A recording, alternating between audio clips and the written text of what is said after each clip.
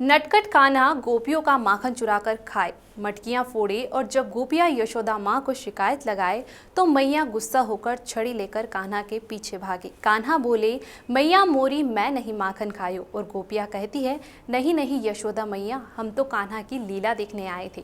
उसी कान्हा का आज जन्मदिन है जिसका जन्म जेल में हुआ था और लीलाएं गोकुल में की थी।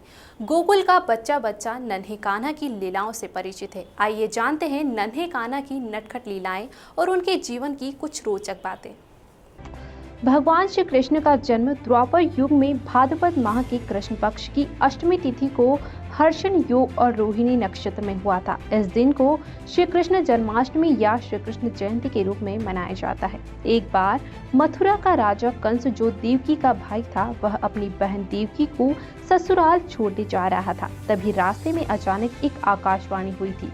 उस आकाशवाणी में बताया गया कि तुम्हारी बहन अर्थात देवकी, जिसको तुम खुशी खुशी उसको ससुराल भेज रहे हो, उसी के गर्भ से उत्पन्न 8वां पुत्र तेरा वध करेगा।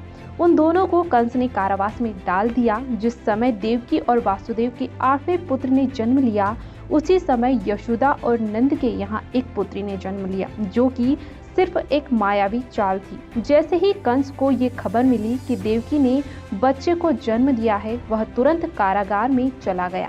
कंस ने जैसे ही देवकी की संतान को छीनकर पटकने की कोशिश की तो वह तुरंत हवा में उड़ गई और बोली, हे दुष्ट प्राणी, तुझे मारने वाला तो इस धरती पर जन्म ले चुका है, मुझे मारकर तुझे क्या मिलेगा।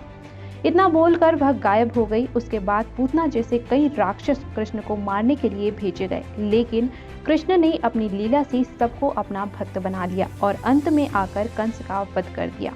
श्री कृष्ण गोकुल में गोपियों के साथ रासलीला रचाते और अपनी बांसुरी से सबका मन मोह लेते। सभी गोकुलवासी, पशु पक्षी आदि उनकी बांसुरी की धुन सुनकर बड़े ही खुश होते थे और उनको ये आवाज बहुत ही प्रिय लगती थी। इसी के साथ नन्हे कान्हा बड़े हो गए और वह उज्जैन में स्थित सांदीपनि ऋषि के आश्रम में शिक्षा और दीक्षा प्राप्त करने लगी। उसी आश्रम में श्री कृष्ण की मित्रता सुदामा से हुई। वे घनिष्ठ मित्र बन गए। उनकी मित्रता के चर्चे काफी दूर दूर तक थे। शिक्षा दीक्षा के साथ साथ अस्त्र शस्त्र का ज्ञान प्राप्त करके वे वापस आ गए तथा द्वारिकापुरी के राजा बन गए और द्वारिकाधीश के नाम से जाने जाने लगे हैं।